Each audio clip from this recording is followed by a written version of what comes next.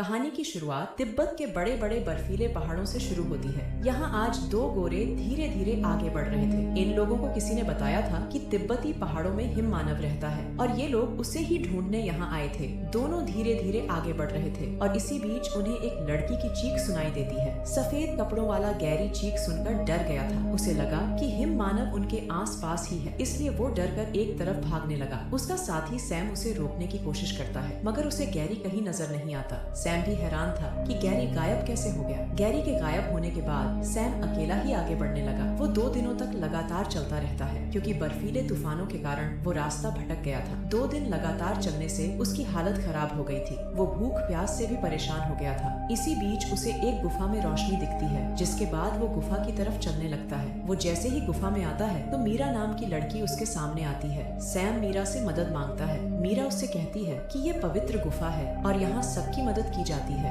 मीरा की बात खत्म हुई ही थी कि तभी कमजोरी के कारण सैम बेहोश हो जाता है। सैम जब बेहोशी में था तो वो एक सपना देखता है। सपने में उसे मीरा और उसकी दोस्त सारा नजर आती है। काली पोशाक वाली सारा पहले सैम का डंडा गर्म करती है, लेकिन जैसे ही वो उसके डंडे की सवारी करने लगती है तो सैम का सपना टूट जाता है। सैम को होश आ चुका था। वो जल्दी जल्दी उठकर मीरा को ढूंढने लगा। गुफा के एक हिस्से में उसे मीरा और काली पोशाक वाली सारा नजर आती है। दोनों इस वक्त इंसानी मांस खा रही थी, जिसे देखकर सैम डर गया था। दरअसल दोनों लड़कियां सैम के दोस्त गैरी का मांस खा रही थी। मीरा ने ही वो चीख मारी थी, जिसे सुनकर गैरी भागा था और फिर दोनों लड़कियों ने उसे मार दिया था। मांस खाते खाते दोनों लड़कियां एक तरफ चली जाती हैं, जिसके बाद सैम उनके पीछे पीछे जाता है। लड़कियों का पीछा करते करते वो गुफा के काफी अंदर आ गया था। गुफा के अंदरूनी हिस्से में उसे दोनों लड़कियां नजर आती हैं। दोनों एक प्राचीन लाश के पास बैठकर उसकी पूजा कर रही थी। सैम जैसे ही सारा के पास आता है तो वो उस पर हमला करती है। सैम जल्दी जल्दी लाश से तीर निकालकर सारा पर मारता है। सारा एक आदमखोर चुड़ैल थी, इसलिए वो तड़प तड़प कर मरती है। सारा के बाद मीरा भी सैम पर हमला करती है। वो सैम की छाती को काट भी लेती है, लेकिन सैम किसी तरह उसे भी तीर से मार देता है। ये दोनों लड़कियां आदमखोर चुड़ैलें थीं, जो लोगों को अपनी खूबसूरती के जाल में फंसाकर मारती थी। दोनों लड़कियों को मारने के बाद सैम जब बाहर निकलता है तो उसकी तबीयत बिगड़ने लगती है। सैम पूनम का चांद देखता देखता नीचे गिर जाता है। नीचे गिरकर भी वो तड़पने लगता है और फिर देखते ही देखते शैतानी हिम मानव में बदल जाता है। इसी जगह के पास ही कुछ पहाड़ी डाकू भी बैठे थे। सैम जल्दी ही उन पर हमला करता है और कुछ ही पलों में सभी को मार देता है। अगले दिन सैम की टीम भी उसे ढूंढने लगी थी। सैम यहाँ एक टीम के साथ आया था और उसके गायब होने से पूरी टीम परेशान थी। इसी बीच कुछ पहाड़ी डाकू सैम की टीम पर हमला करते हैं। सैम की टीम में लिविया नाम की लड़की भी थी, जो सैम की लवर थी। सैम की टीम डाकुओं का मुकाबला तो करती है, मगर उनके सामने ज्यादा देर टिक नहीं पाती। लिविया ने भागकर किसी तरह अपनी जान बचा ली थी। वो लगातार भागे ही जा रही थी और तभी रास्ते में उसे 3 डाकू पकड़ लेते हैं। ये तीनों उसकी गुफा लूटना चाहते थे, मगर इसी बीच शैतानी सैम उनके पास पहुंच जाता है। सैम ने तीनों पर हमला बोल दिया, जिस कारण तीनों जल्दी ही मर जाते हैं। सैम ने भले ही लिविया की गुफा बचाई थी,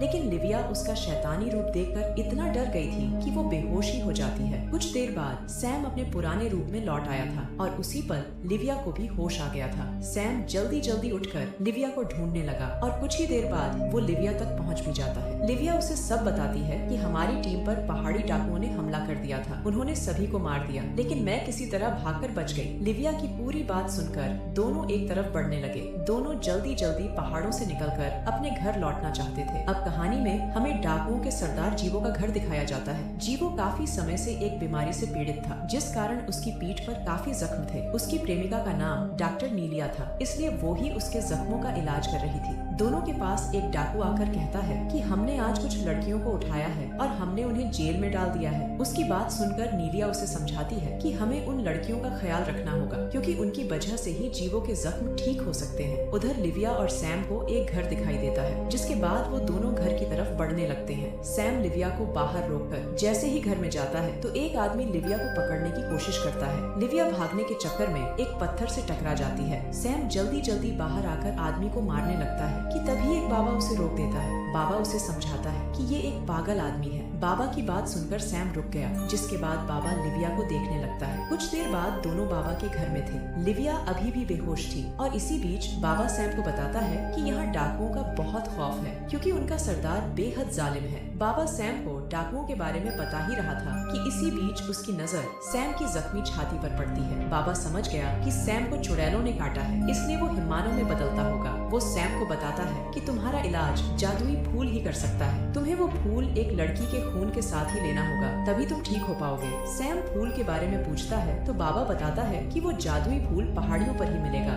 जल्दी ही सैम जादुई फूल ढूंढने के लिए तैयार हो गया। वो अकेला ही जाना चाहता था, इसलिए वो लिविया को बाबा के घर ही छोड़ देता है। दूसरी तरफ जीवो और नीलिया बैठे बातें कर रहे थे और इसी बीच उनके पास एक डाकू आकर कहता है कि हमारे 3 घर के डाकू मारे गए और उनकी लाशें देखकर लगता है कि उन्हें किसी शैतान ने मारा है। डाकू की बात सुनकर नीलिया सोच में पड़ गई। उधर लिविया को भी होश आ गया था। होश में आते ही वो बाबा को ढूंढने लगी, लेकिन उसे बाबा की लाश नजर आती है। बाबा को जीवो के डाकुओं ने मारा था और वो लिविया को पकड़ लेते हैं। इसी बीच सैम भी वापस लौट आता है और डाकू उसे भी बंदी बना लेते हैं। थोड़ी देर बाद नीलिया जेल में आती है। जेल में सैम भी था और नीलिया उसे ही मिलने आई थी। वो सैम की जख्मी छाती देखकर कहती है कि मैं कब से हिम मानव का पानी पीना चाहती हूँ। इतना कहकर वो अपने कपड़े उतारती है और फिर सैम को जबरदस्ती गर्म कर उसका पानी पी जाती है। इसके बाद वो सैम को बताती है कि आज चांद खास जगह पर है, इसलिए तुम चाहकर भी हिम मानव नहीं बन सकते। चांद कुछ घंटों बाद सही जगह पर आएगा और तभी तुम हिम मानव बन सकते हो। सैम से बातें करने के बाद वो लड़कियों की जेल में आती है और उसके इशारे पर कुछ लड़कियों को उठा लिया जाता है। जेल में तिब्बत की राजकुमारी सोफी भी थी। डाकू सोफी को भी उठा लाए थे, इसलिए सोफी ने उन्हें सबक सिखाने का फैसला कर लिया था।